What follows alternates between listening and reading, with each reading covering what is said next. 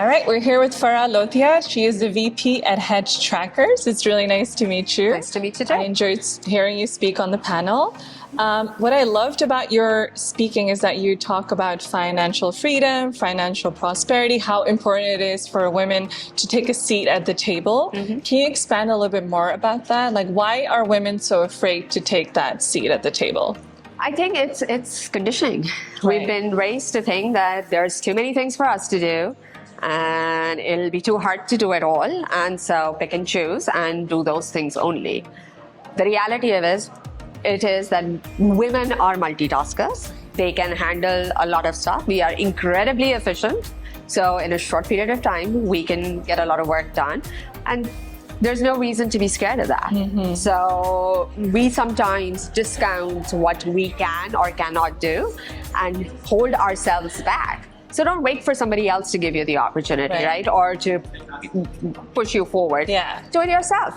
Know what your talents are and put them to good use. Yeah, I love that. So you also mentioned that while you were raising kids, you were still working part-time. What made you kind of take that step? Was it like your support system around you that kind of, allowed you to, build that confidence, or was that confidence already in you beforehand? It takes a village. Yeah. Nobody does anything on their own. I have to give credit where it's due. Right. My husband is an amazing man. He has always enabled it. As I said, at a time when none of my friends were having these conversations, we actually sat down and talked about whether he scales back on his career or I scale back on my career. I've known him since we were in 9th grade, so we know each other really, really well. But it does that. But at the same time, I will say, just as I say, get a seat at the table at work, get it at home as well. I see. So, make sure that your spouse understands what your desires in life are.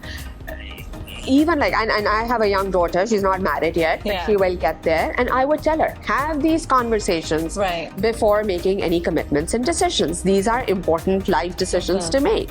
And make sure that you set your boundaries, right? Definitely. So what you want to demand at work, demand at home as well. Yeah. Again, you are your own kind of best advocate. Learn to stand up for yourself. Yeah, no, I love that. Just be a CEO of your own life. Exactly. Work or at home. Exactly. Yeah. My last question to you is, what kind of financial advice would you give a young woman? Start early. Start early. Do your taxes. I'm having that conversation with my child right now because she keeps asking me questions. It's okay if you do them wrong. Have somebody else look at them after. Do your taxes. It's a very simple first step. Is start understanding what you have, where it's coming from, where it's going, how it flows through the system. Very simple, easy way to do it. Instructions are easily available. There are tools to look at it. Do it. So be again in control. Understand what you have and where you want to go. It's that simple. Well, you guys heard it. Do your taxes. Thank you so much for taking the time out. It was really nice to meet you.